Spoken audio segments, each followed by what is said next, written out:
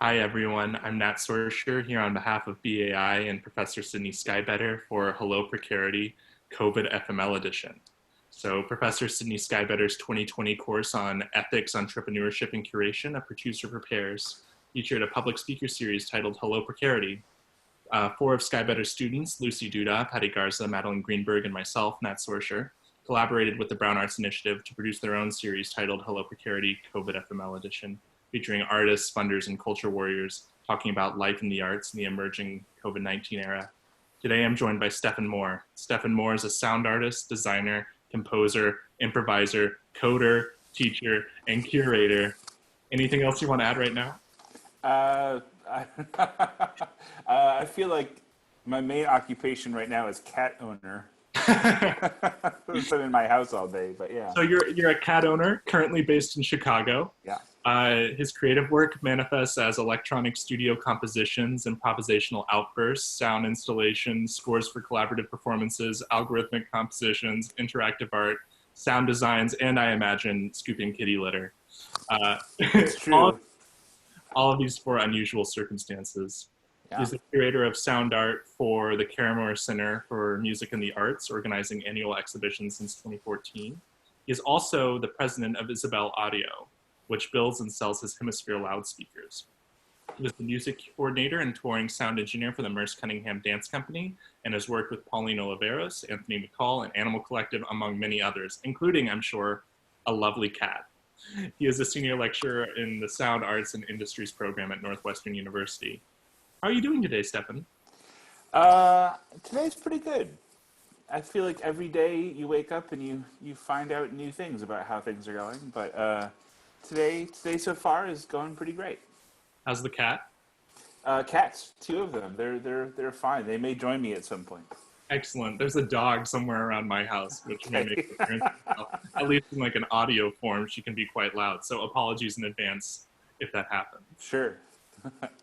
So as we know, you're a sound artist, designer, composer, educator, among many other things. What do you imagine the audiences of your work to be? And how has your sense of audience changed over your career and specifically in COVID, within COVID? Right, right. Well, I think the COVID part of the question is a hard one to answer because um, it's it's so soon to tell, and all the changes feel so recent, and I feel like I'm just catching up. Um, but I think the question of audience is a really interesting one. I'm teaching a class right now about electronic music or electronic music instrument design, essentially. And there's a lot of questions that have come up in that class about when you design an instrument.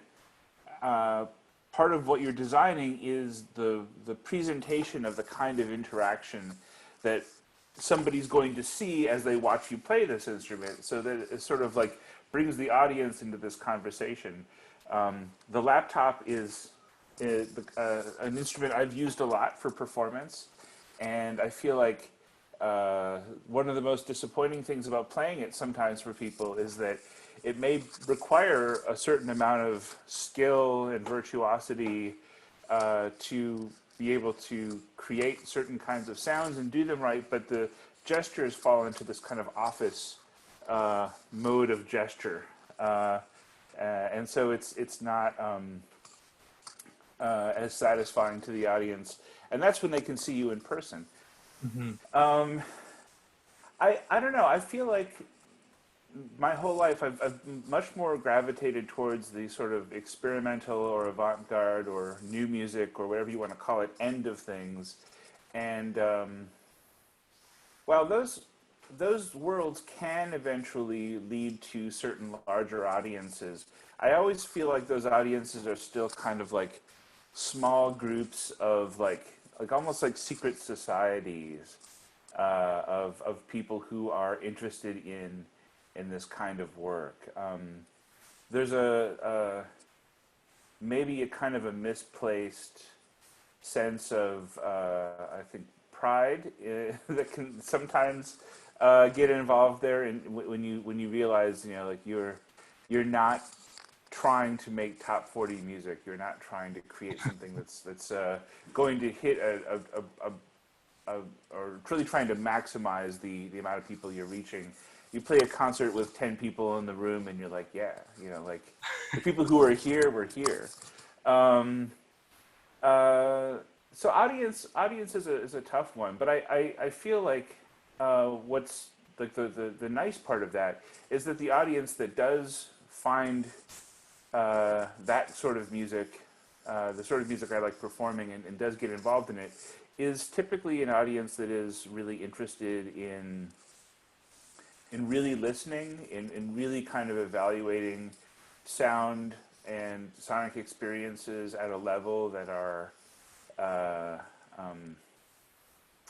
that will sort of take them on their own terms and are pretty adventurous and are not trying to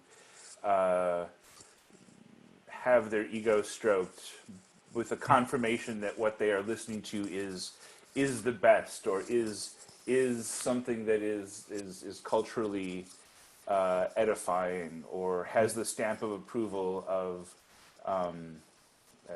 the kind of a Mozart or Beethoven quality stamp of approval from the culture. That this is in fact something that is something that is new. It is asking questions where we're all kind of learning something, or we're all kind of trying something out in the process. I like being that kind of an audience member. I like attending those kinds of performances. I love seeing what people are doing. So it doesn't bother me that when I'm going to make my work, that's the kind of audience that shows up. Right. And the way reputations spread and the way careers happen in that sort of a world is one where you're sort of free from certain commercial pressures in making your work, because you're not really relying on the income you'll get from an audience of 10 people to support you.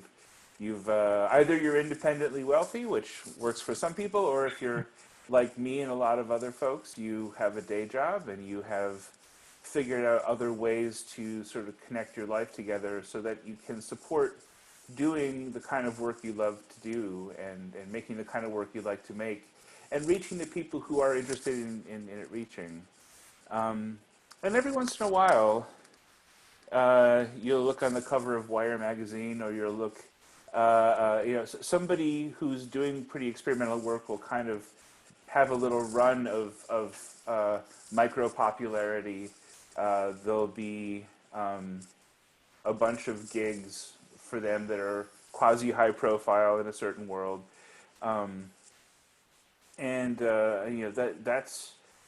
that sort of qualifies as finding an audience in the realm that I'm used to. So I think of it very much that way. You produce recordings and you just kind of hope people find them and listen to them and find meaning in them. And oftentimes you don't know until way later, or not at all, that people have connected with these artifacts and are experiencing them, and it's influencing them or inspiring them or making their day or whatever it does.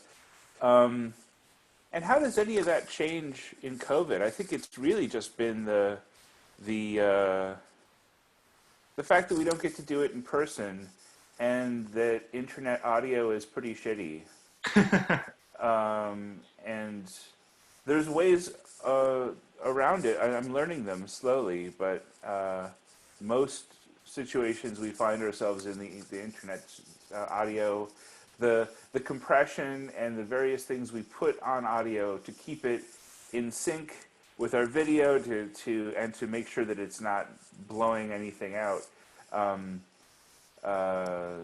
Those protections also end up sort of just destroying the quality of it, and you have to find ways to circumvent those technologies whenever you can.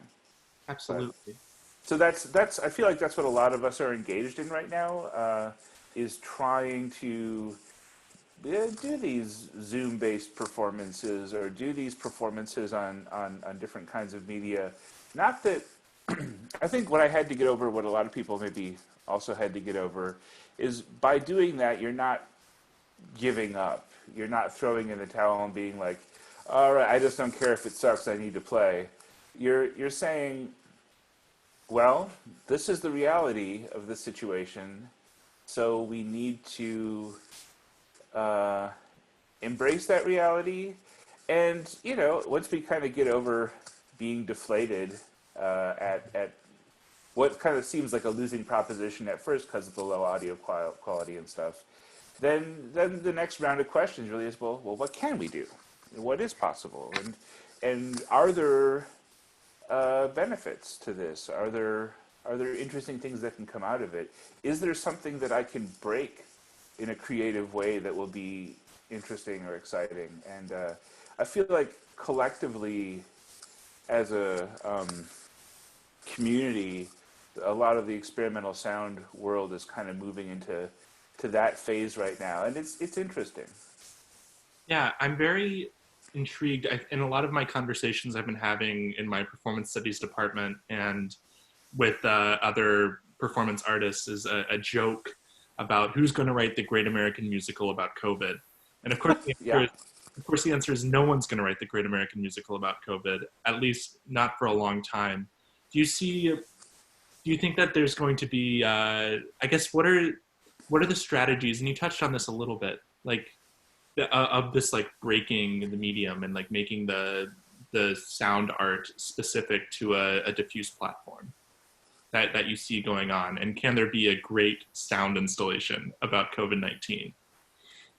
Yeah, I don't know. I mean, we had 9/11, and after that, the world changed in a number of ways. We had a very different awareness about surveillance law.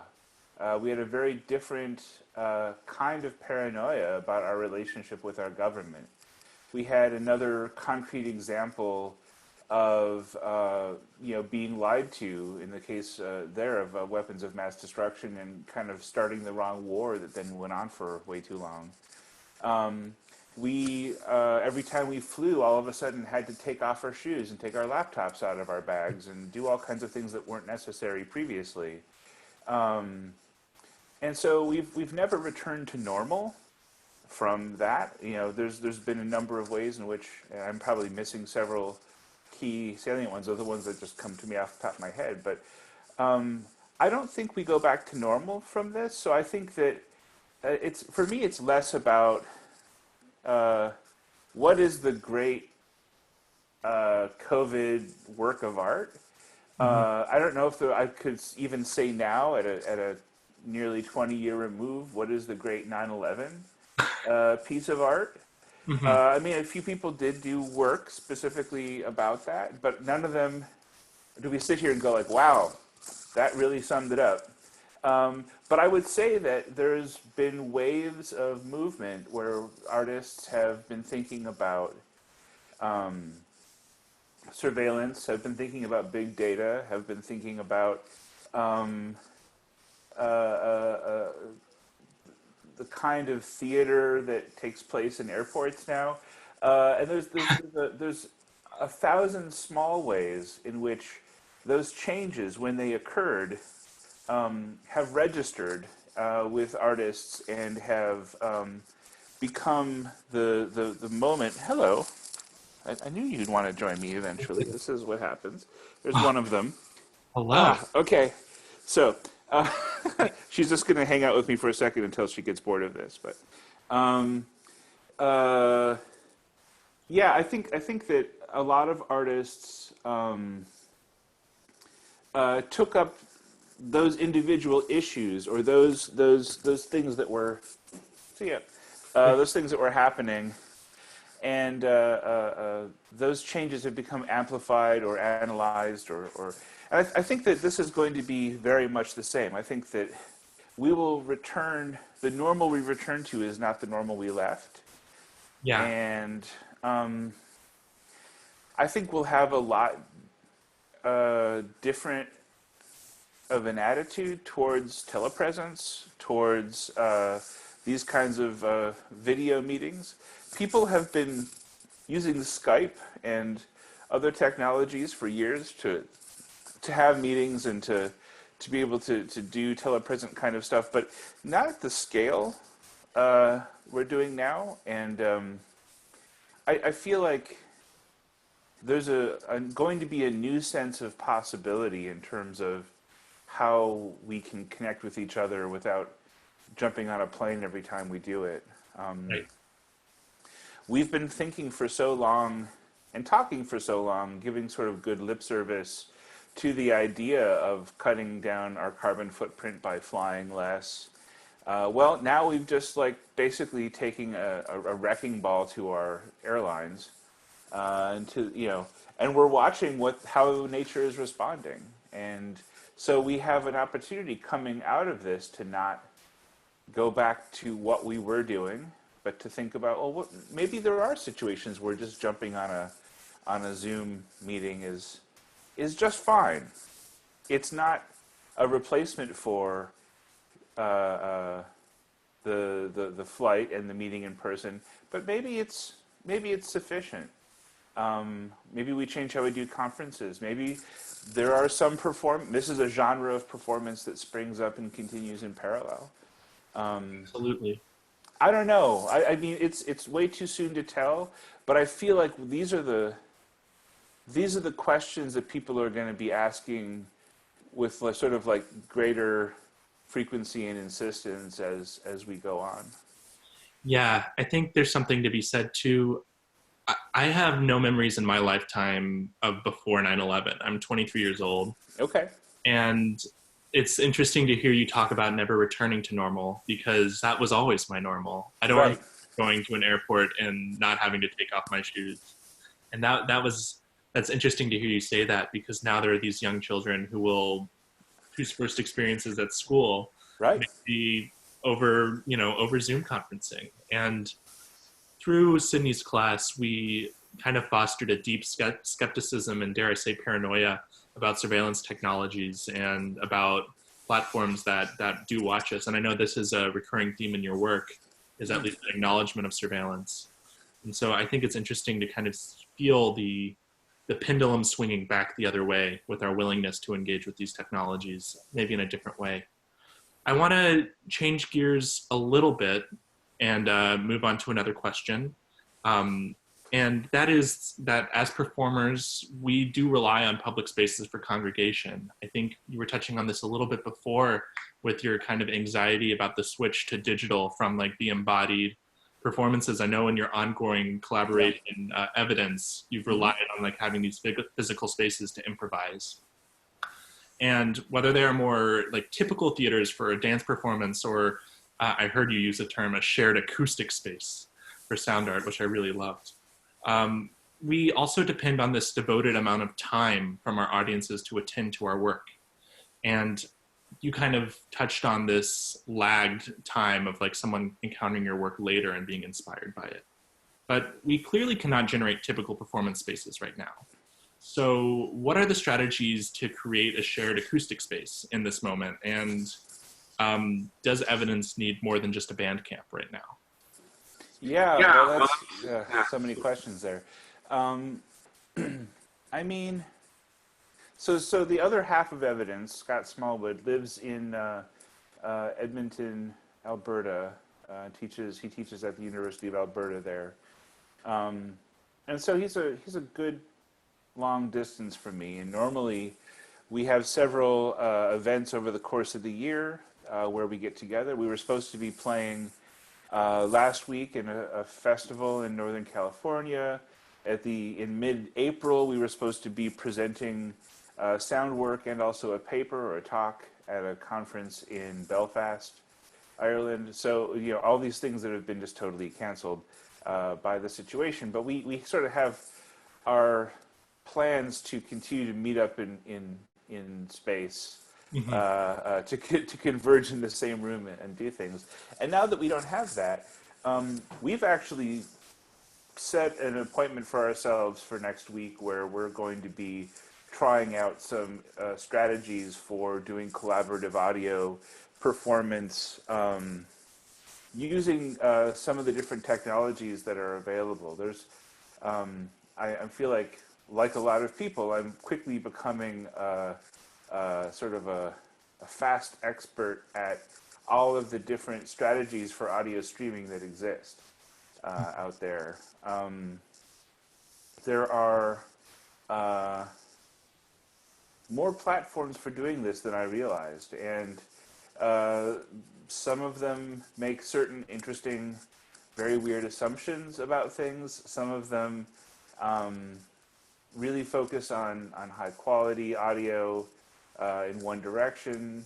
Some of them are pay services, and some of them are free services that have different tiers of usage within them. And so I feel like we already had a track on an album back in 2013 that we did using a certain kind of over-the-internet streaming, where we would play together, and then we would each record our sound locally, and then attempt to line the two files up in post, kind of, and recreate something that was kind of like an average of the performance we experienced, because I was experiencing him with latency in my machine, and he was experiencing me with latency at his machine. And the track we ended up creating was sort of a reflection of both or neither version of that reality. Mm-hmm. So we're not opposed to the internet streaming space as being an acoustic space or a place where audio can happen, and it can be interesting. I think that you just get used to, well, you don't know what you've got until it's gone, and this idea that we might not be able to have a shared acoustic space to perform in or to create sound in, I think is now that it's fully upon us, I think there's a whole lot of implications of that we're having to think through.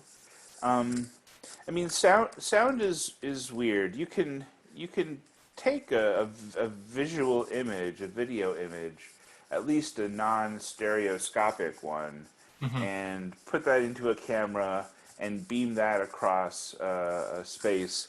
And you do get, it's a small window. It's not the full range of your view. It's not the full sort of like immersive scope of vision, unless you're using a different technology.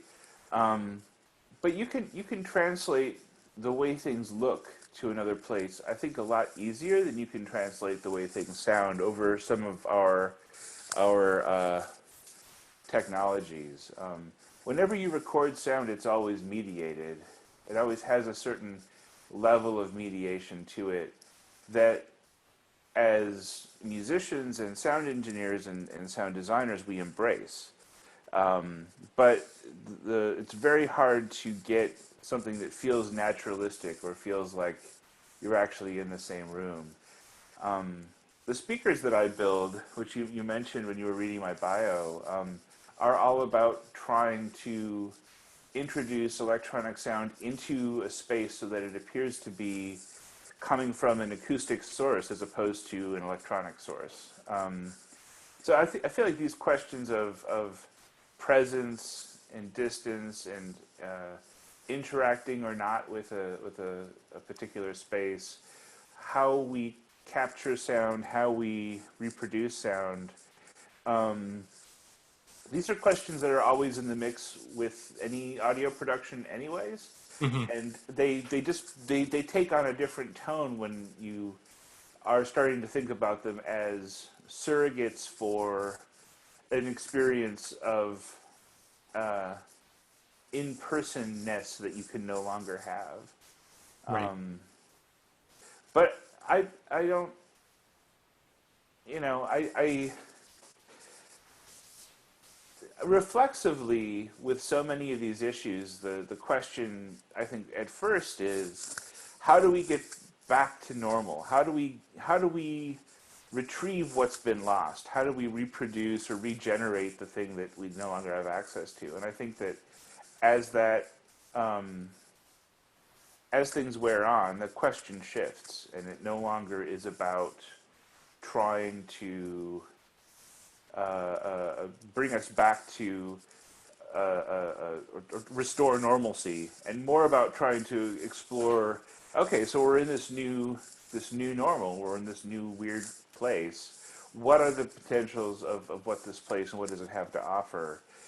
Not that we're forgetting about the other, or not that we're making a value judgment. More just that we're being extremely pragmatic about what can be done in the current moment. And at a certain point, just sitting around being bummed out that things are different gets pretty boring. Sure. And I count on artists to be among the first to get bored with that line of thinking, and to start getting energized by seeing how we turn the corner into a new interesting thing. So maybe that's a very elaborate way of saying I don't know in response to that question, but I think those are the issues and the thoughts that are at play in there. Yeah, I think by now you understand my interview style, which is sort of a shotgun, where I just throw a bunch Right, at just you. here's a bunch of stuff, yeah. Go for it. I think it is generative. I think we got to a lot of interesting spaces right there. I think it's really valuable to sort of think of this new normal as a terra nova or a terra incognita, to sort of work our way through as artists and as like a source for generative creation. I also love that you invoked Joni Mitchell. It's so important to, we don't know what we've got till it's gone. Yeah. And I'm just really struck by the optimism. I find it very hard, maybe because this is just like the first major shakeup that I felt in my life. But like, I think that's really valuable for me and for people kind of in my demographic to hear right now, that it won't be the same, but we will find avenues for art creation. I want to talk a little bit about, sorry, is there something you wanted to say? I was about to throw out some more questions. No, I think we're going to get to it in what I think will be your last question, so I'll save it for that. Great. I want to talk a little bit about your history as a performer and as an artist and as a academic and all of the other aspects of your multi-hyphenate. Because you began your relationship to performance as, and this is another neologism for me, but as a dots and lines composer. Yeah. And, but you eventually found your way into the experimental and algorithmic sound installations that generate themselves. What were the catalysts in this tension between the worlds of what you call music school and art school? And do you believe you found a compelling synthesis between the two in your work? Yeah. The sort of glib version of that story that I tell is that I started out being a singer. That was my primary focus with music. I was in choirs and all kinds of stuff growing up. I also was doing computer programming and doing a few other things in high school, but music was really what my main love was. By the time I got to college, I had decided I didn't really want to sing. I wanted to be a choral conductor, because I wanted to have more of a capacity, more of a role to shape the performance, to choose the repertoire, to figure out how to do things. And I very quickly discovered that I wasn't very coordinated, and conducting was not something that I was really cut out for. Also, it meant having to cajole a lot of people, which I think probably I just discovered I was kind of too grumpy, or whatever. I didn't have the kind of persona that was going to allow me to really pull that off. So I decided eventually that I wanted to become a sorry, let me turn my phone off. It keeps beeping on me here. We'll fix it in post. Stop it. No. Okay. So I decided that I wanted to actually go into composition, Hmm. and that's kind of one layer back from um, or one greater layer of control. Like now you're actually specifying what the notes are, like what the sounds are, what's going to happen at what time, and you're giving over the thing that performers are going to interpret. So, and then I started to find electronics and computer music and studio engineering, and so it was like being able to have more granular control over the nature of the sounds themselves. It wasn't just a voice or a violin or a piano. Now it could be, any of those things put through any number of effects and edited and manipulated in certain ways. It could also be sounds that I entirely invented from scratch, or things that I sampled from the outside world that were not musical sounds. Uh, and then I think the last break for me with going into sound art was that I discovered that I wanted to control not just what sounds were happening when and have the control over the sounds at that level of granularity. I also wanted to control the environment that the sounds were happening in. I wanted to control the way that the audience was able to approach them.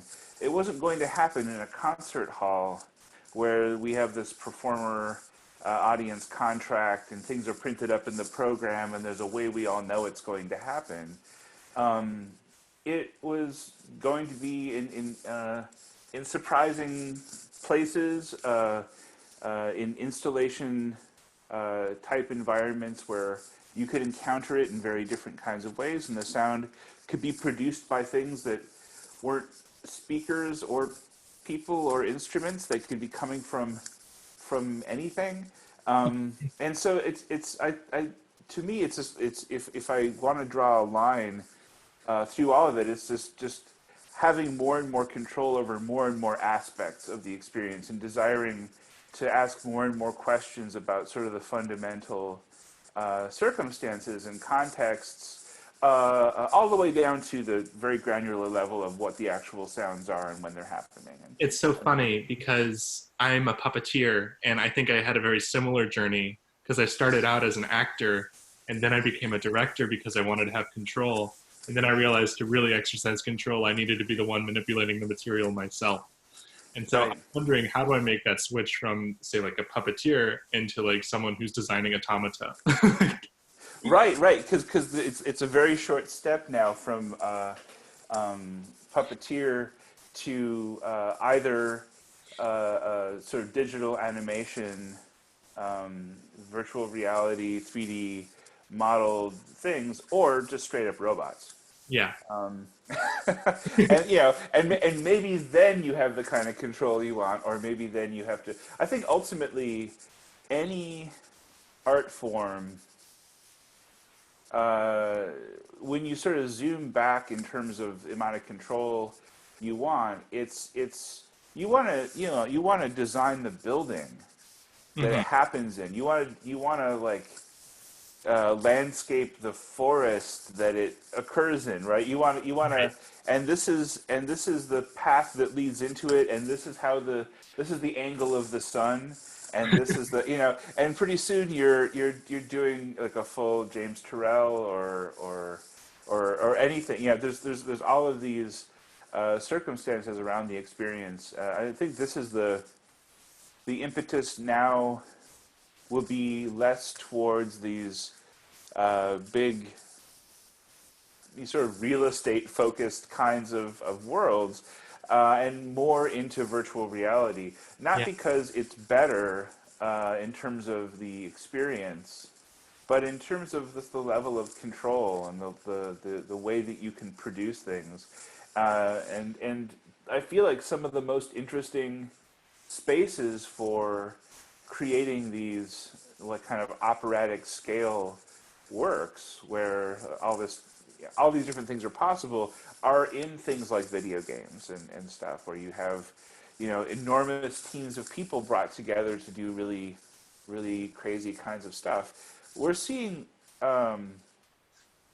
I think the game world is very much in its infancy right now, but still, I would say that even though we have some very sophisticated games and some very sophisticated technologies, and there's a decent audience for interesting games now, I feel like we're still just starting to understand the very edge of our powers of storytelling and of creative expression through that medium.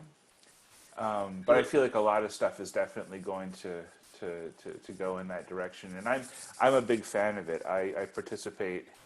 One of the things I did right when everything was shutting down, and I realized I'm going to be at home a lot, is I bought a PlayStation. I bought a Nintendo Switch. Yeah, I had the Switch, and I'd already finished Zelda, so I was like, okay. So I had to go, had to get a PlayStation so I could play Control and Death Stranding and some of these other sort of crazy, big open world, insane games. Yeah. I think, Yeah.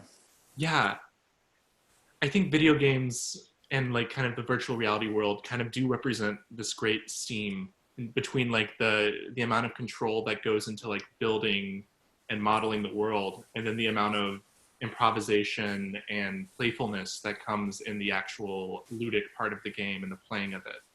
And like while video games and tabletop games immediately come to mind when we think of dynamic scoring and collective storytelling, what other interventions can game systems make on the fields that we care about in the realms of performance, music, dance, technology, sound? And obviously, we're going to talk about COVID too, but Yeah. we can reach that organically. Yeah, I mean, I think, well, it's if anything, COVID just accelerates, just throws a little bit more fuel on that fire. There's an environment that's existed for a long time. In fact, I don't think it actually exists anymore. If it does, it's in decline. But there was a thing for a long time called Second Life, Oh, yes. which is kind of a virtual game kind of reality that's not a game. It really is just like, I mean, Second Life is a very apt name for it. You can create an avatar for yourself and go into that world and interact with people from within that world and explore that world and build things in that world, and it's a world where resources are obviously very different because they're all imaginary. So you don't have to have certain kinds of scarcity. And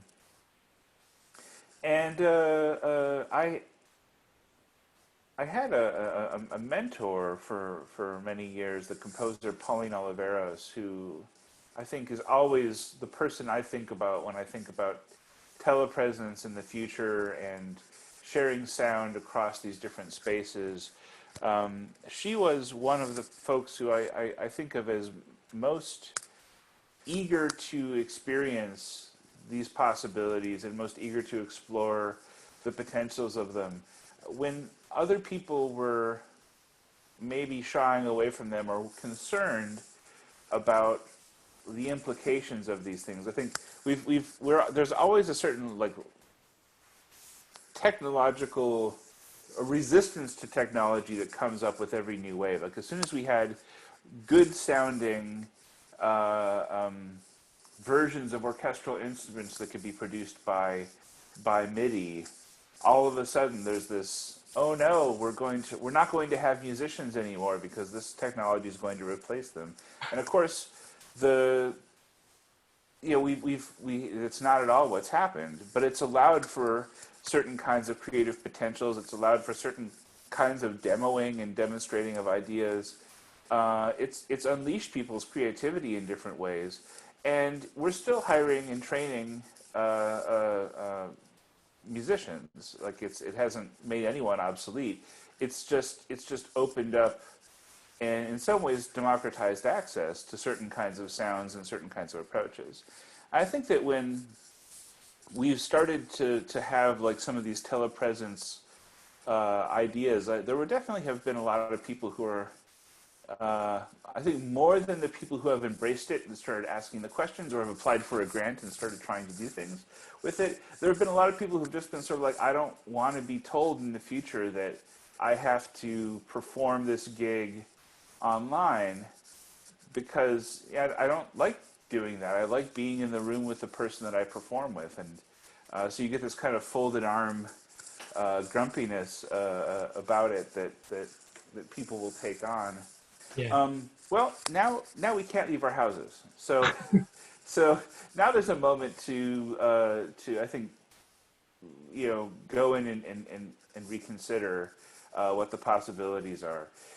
Pauline Oliveros did a number of performances and organized performance events in Second Life, and thought a lot about performing sonic meditations and other kinds of group things in that world.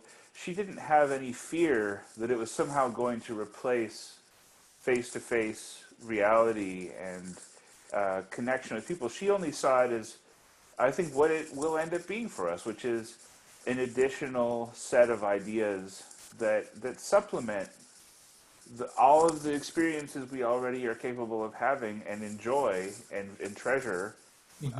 and are learning to treasure more and more the more we're deprived of them. Supplement that list of options with a whole list of other options that we hadn't really taken seriously or thought about before, but now artists are going to be diving into in earnest and showing us what the potentials are. I mean, even recently in like video games like Fortnite, we've had concerts from some of the biggest performers in the world. Travis Scott, Marshmello have been doing live performances in Fortnite, which is Right. mind-boggling to me, but very important to several people. And I think honestly proving that we are moving in this direction, maybe in some ways. Yeah, and showing that nobody's going to wait for those venues to be created. They're going to use the venues that exist Exactly. to jump on it now, which is pretty great. Yeah. Which is smart and encouraging. Um, yeah, I think that what we currently categorize uh, as a game is actually made up of a few different spaces that we lack the vocabulary to understand or distinct.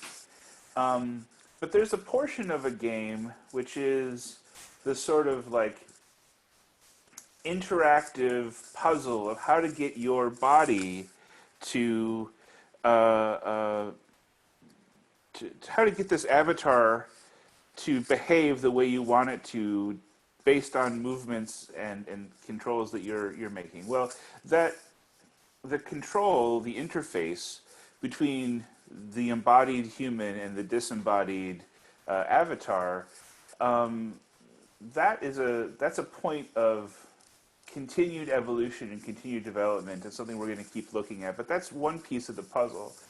Another piece of the puzzle is this idea of how that avatar can then exist in a space that's occupied by entities generated by and controlled by the game, by the environment, by the computer system, and other humans that come in. And we have lots of multiplayer games that exist already, Hmm. but we think of multiplayer games as multiplayer games, and we think of Zoom conversations as Zoom conversations. But the portion of it that is that interaction between people spatially, or what would happen in Second Life, that's a whole realm unto itself that we're going to continue to kind of. It's going to become more and more ambiguous what a Zoom call is and what I don't know, Call of Duty is, or whatever the game is that people are playing together, or Fortnite.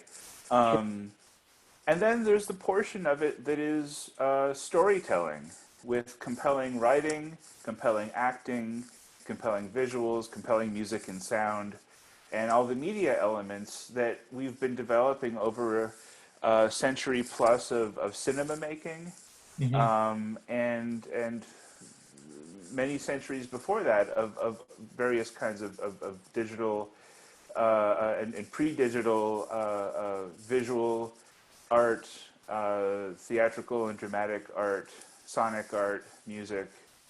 And I think that by the time games reach their maturity, we won't be calling them games anymore. Games will be a feature that exists inside of social environments that are completely virtual, and which we will be living in and out of as a matter of course in our daily lives. And anybody who thinks that that's scary or foolish just needs to look around or think about the last time you could look around at people walking down the street and the number of people who were just there like this all the time. Yeah. I mean, this is the problem, is that the interface is too small and it takes up a hand. As soon as we can get it out of the hand and make it more of something that we can layer on top of or easily step into and out of and still have full access to our senses and our body, well, in it or out of it, then we've sort of entered the next stage of all this, where the interconnectivity of the internet part of it, the storytelling and sort of multimedia world of creation that we've been working on, and this question of interface, which I know is one that Sydney's very, very interested in, where those three problems kind of square up, and we start to see a much more comprehensive kind of mediated environment. And does it take away from or destroy the world we live in, or does it allow us to not jump on a plane more often? Does it allow us to not drive in cars as often? Do we somehow, because we are able to put value in digital ephemeral things, need fewer material things? Does it actually partially destroy parts of capitalism? I mean, there's all kinds of questions, right? And so then, does it in fact end up enabling a world where we can actually live in a better harmony with the planet and all this kind of stuff? Are we just kind of like eventually forcing ourselves into this place where we solve the problem in really interesting ways? I don't know, maybe that's super optimistic, but I feel like that's the world that I think we'd ultimately rather live in than kind of the dystopic aspects of the world we've been choosing so far. But it's a tricky question. It's absolutely tricky, and I admire the utopian impulse to like see these interfaces as something. Yeah. It reminds me, I do a lot of research into internet history, and it reminds me of the early techno-utopians of like Web 1.0. And I think we've seen sort of like with the development of these large social media platforms and like the development of companies like Oculus, that there will be issues of who owns these technologies, and there will be a form of capitalism that persists that will be very much linked to the means of I guess the means of interface production. Right. But as things shift, I mean, there's a lot of, like, I think we're already on the verge globally of declaring internet access a public utility. And it's no longer going to be a matter of, do you get it from these people at this price or from these people at this price, so much as it's a matter of, it's just something you have, like electricity to your house and plumbing to your house. Mm-hmm. I feel like over time, there's a cycle to these things, and eventually, we maybe no longer own cars. Cars are a thing that cities hold in trust, and you can kind of call one when you need it, and it comes driverlessly to you to do the thing you need it to do, and then it goes away. But we don't have to, and maybe you pay an access fee for a certain amount of usage to that or something. But I feel like there's a certain kind of there's a moment when things that are in the world as we think of them as like commodities that we purchase and own, pass into a certain kind of communal ownership and communal operation. And we don't see it that way because we don't often think about the things that we've already done that with. But road systems, the postal service, these sorts of things. I don't have to hire a person to take a letter to somebody else. There is a system that exists that I can purchase a stamp for and will do it for me, and I can reliably, expect that it's going to function. And I feel like as we move on and access to some of these things becomes crucial to participating in society, the argument for those things being controlled by individual corporate interests, the argument for that happening becomes sort of less and less, and the more the argument moves towards creating these things as public properties and public commodities. It doesn't happen evenly. There are always political forces that counter it. And I don't want to seem like I'm just super utopian in saying that, like, oh yeah, it's all going to be just fine. Like, it's going to be janky and messy and uneven and rife with all kinds of inequality and kind of horribleness. I'm sure that's how we do it. That's Right.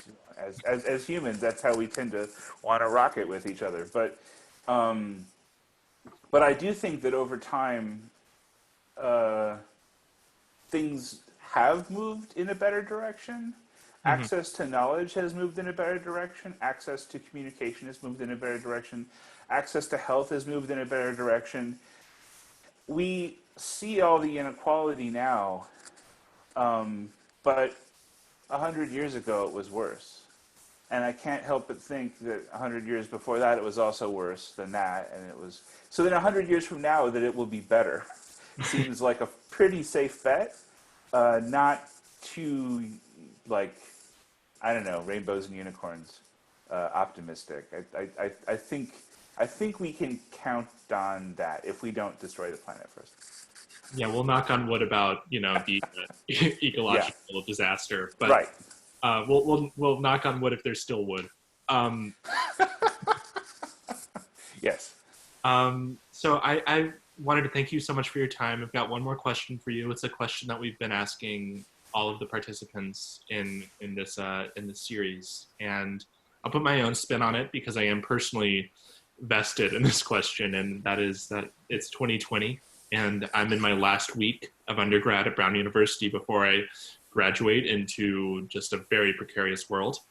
If you could have given any advice to your undergraduate self in the weeks before your graduation, what would it have been? And would it be different from the kinds of advice you would give to the new class of performers, composers, sound artists, anyone else in your multi-hyphenate? Yeah. Time to enter the world now. Yeah. I see I gave you time to reload your shotgun. Yeah. That's quite the spray. So Nat, tell me what I mean, I know there aren't majors at Brown because I went there myself for not for undergrad, but what do you're a puppeteer. What have you focused on? I mean, I can get into my life story. I just a little bit. Just like, what do you feel like you're going out of school trying to be prepared to do, or what was the plan pre-COVID craziness?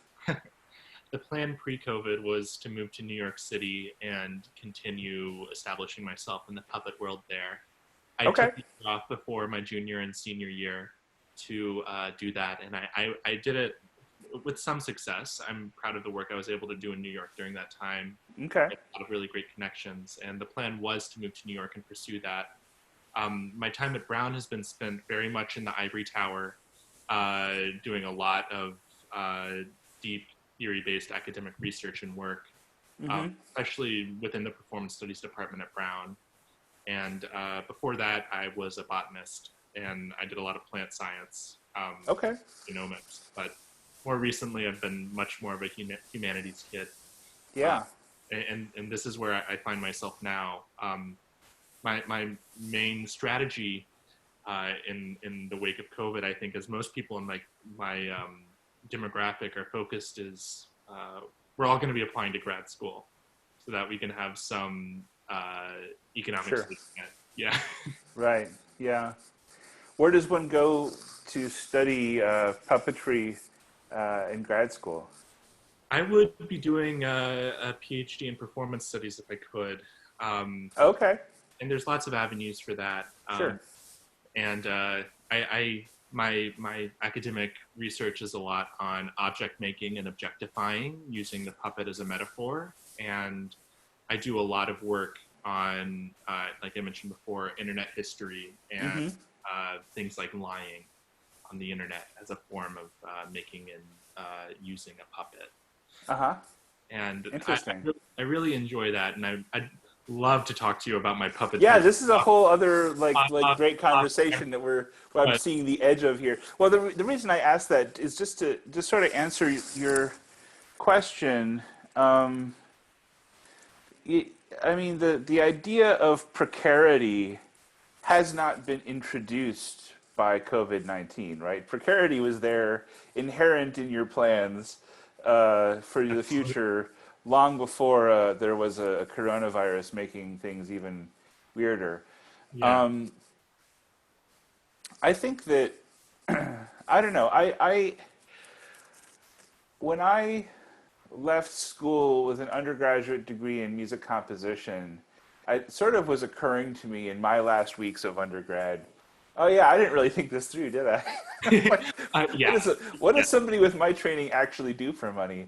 I worked for went back and lived with my folks, and I worked for a year as a tech support person for a startup ISP. It was like still the days of dial-up internet in the mid '90s when I did it, and uh,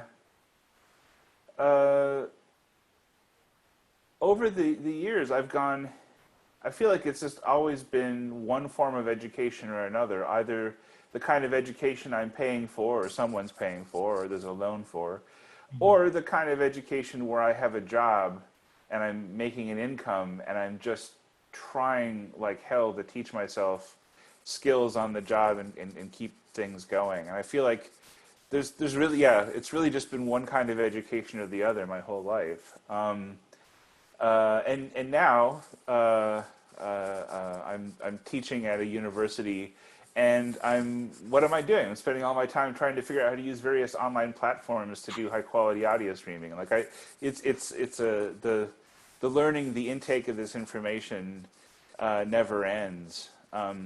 What I would like to think that you and people like us, have in their corner is a certain kind of adaptability, a certain kind of nimbleness, a proclivity towards problem solving at all levels, a flexibility of perspective, and just having a lot of resilience and a lot of capacity for navigating uncertainty. And that's what this moment is bringing us the most of. But even if COVID-19 had not happened, even if they had somehow contained it in Wuhan and it just never ended up leaving China, and we were blissfully continuing on with the lives we planned, those are most likely the skills that you were planning on leaning on anyway.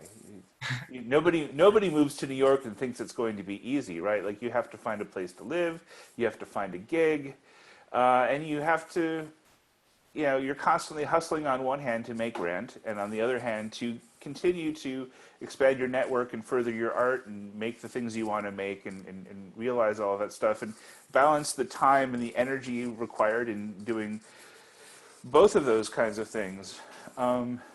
So the truth of the matter is that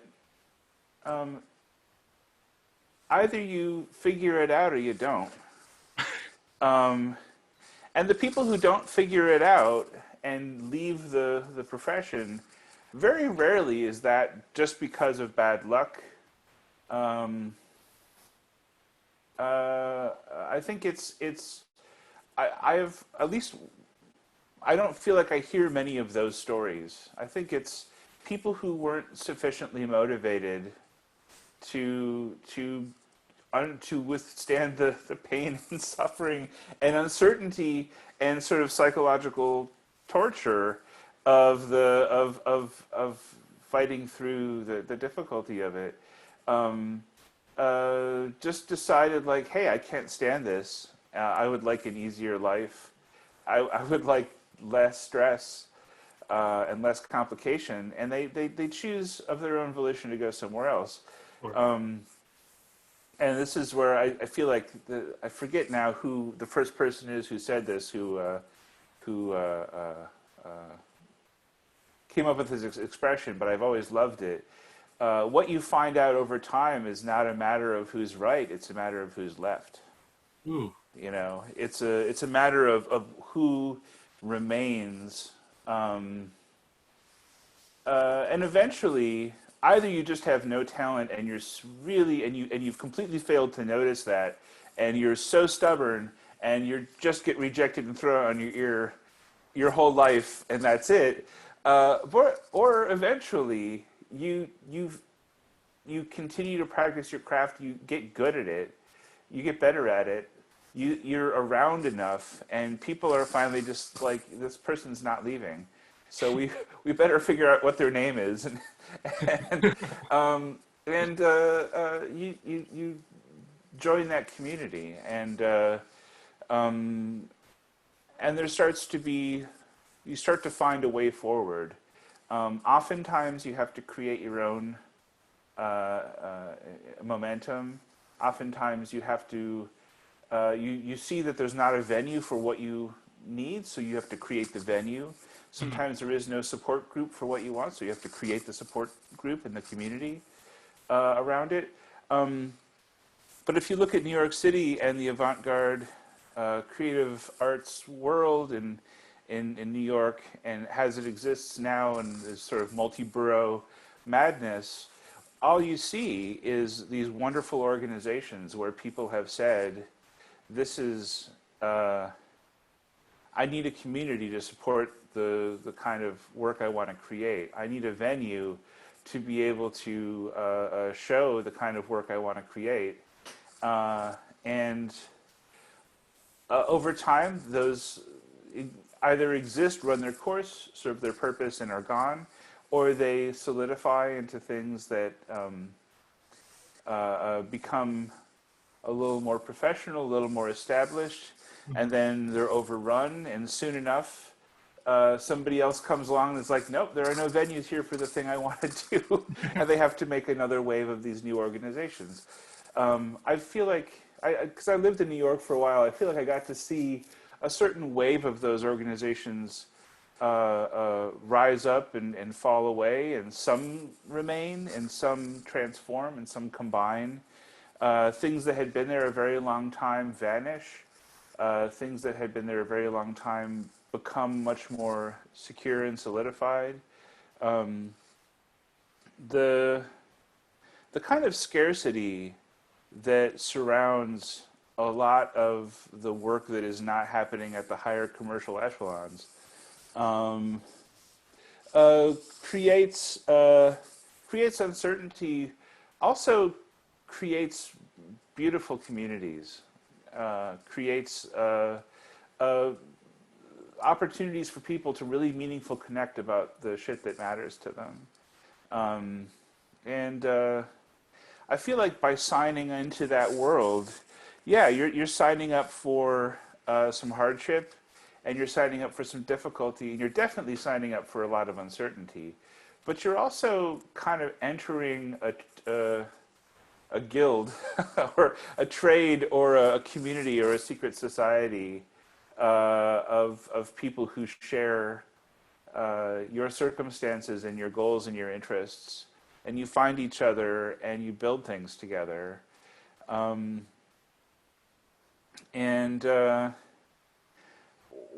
this might be heresy, but I feel like sometimes if it weren't for the hardship, those things wouldn't be as meaningful, and they wouldn't be as they wouldn't carry the same quality to them.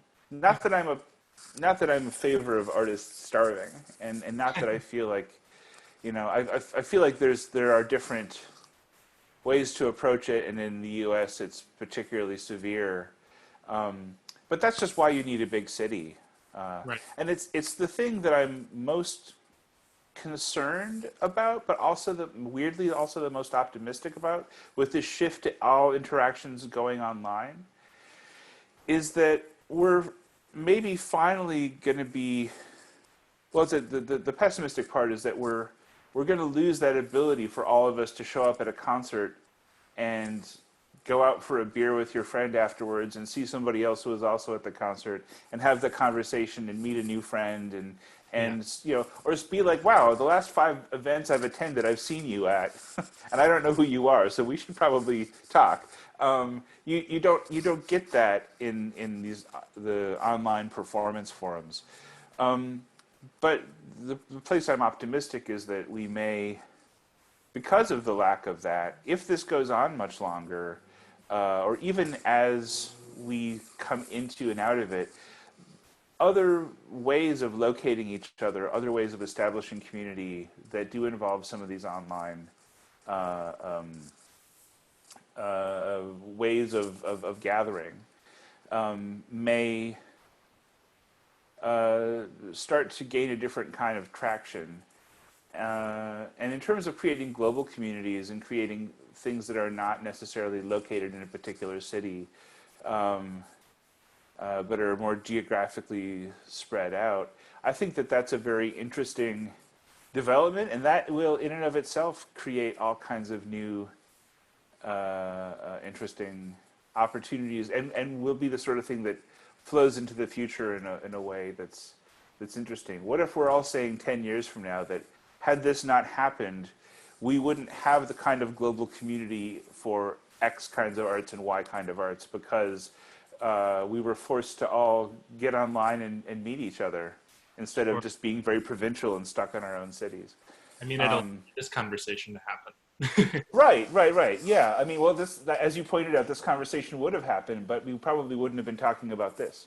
Absolutely. Yeah. And narcissistically, I think the once removed nature of puppetry and sound art makes it particularly primed for environments that are maybe a little more diffuse, like online performance.